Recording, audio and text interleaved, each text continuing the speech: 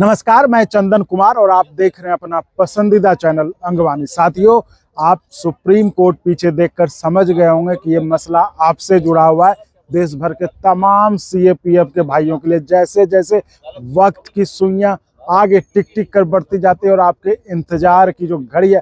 वो भी नज़दीक आती जा रही है। जैसा कि जो आपके केस की जो केस को सुप्रीम कोर्ट में लड़ रहे हैं वकील अंकुर छिब्बर साहब, उनके मुताबिक जो हमने आपको जानकारी दी थी, उनसे हमने जब बात की थी कि उन्होंने बताया था कि फरवरी के तीसरे हफ्ते में आपके मामले की सुनवाई इसी सुप्रीम कोर्ट में हो सकता है और यहीं से आपको न्याय मिल सकता है। तो हम तो कामना करते ही हैं कि आपको जो है जितनी जल्दी हो सके वो फैसला हो जाए, जिसके कारण कि आप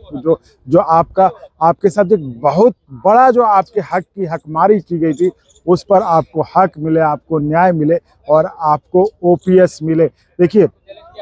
तो हमने पता करने की कोशिश की कि क्या उसमें कोई देरी तो नहीं है, उसमें कोई जो वकील साहब ने बताया था कि फरवरी के तीसरे हफ्ते में इस केस की सुनवाई होनी है, इस पर कुछ अपडेट होगा। तो हमने आज भी कोशिश करी पता करने का वकील साहब से, लेकिन शायद वो कोर्ट में बिजी होंगे या फिर तो कोई जवाब नहीं आया। हमने मैसेज डाला था उन्हें,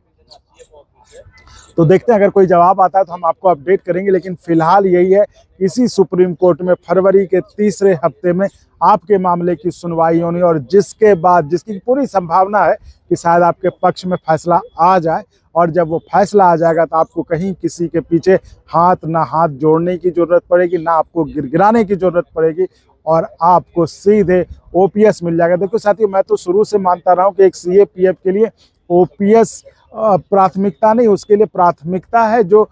तमाम सुविधाएं हैं फौज के समान वो मिलनी चाहिए। ओपीएस तो ऑटोमेटिकली मिल जाएगा, ओपीएस तो देश के तमाम कर्मचारियों को मिलना चाहिए, इसलिए ऐसा नहीं कि सिर्फ सीएपीएफ को मिलना चाहिए। ये अलग बात है कि इस फैसले से, चूंकि ये सीएपीएफ का मसला है तो इसकी जो सुनवाई होगी उसमें ये सीएपीएफ के लिए लागू होगा, तो ये एक बड़ी बात है। लेकिन सीएपीएफ को एक चीज ये समझना चाहिए उनको कि उनके लिए राहें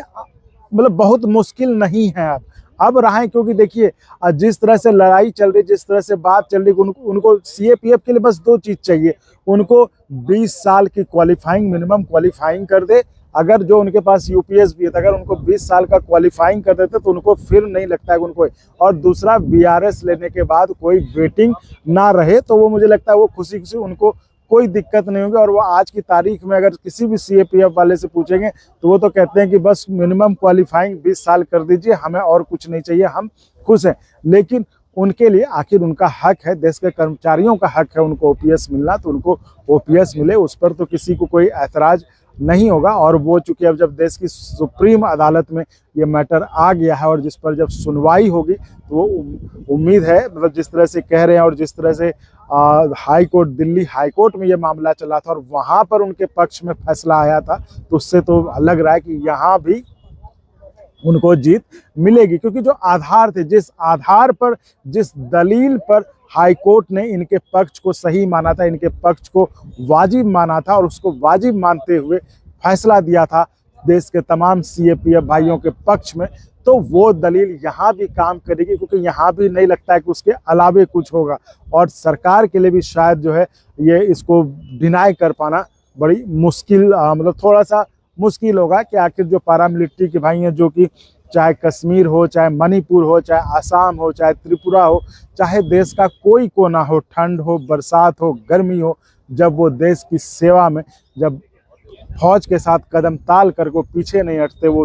तो उनके सुविधा में भेदभाव क्यों। कम से कम आप ये सोचिए, एक पैरामिलिट्री का फोर्स अगर जब वो जवान जब एक देश के लिए सुप्रीम सेक्रीफाइस करता है, जब शहादत देता है, तो ये सब चीज़ें हैं जिसके लिए कि मैं कहता हूँ कि सीएपीएफ को उनका ये मांग है। उनका सिर्फ एक मांग नहीं है कि ओपीएस तो चलिए ये मामला चल रहा है तो ओपीएस यहाँ से जो भी फैसला होगा मिल जाएगा। मेनली उनको, क्योंकि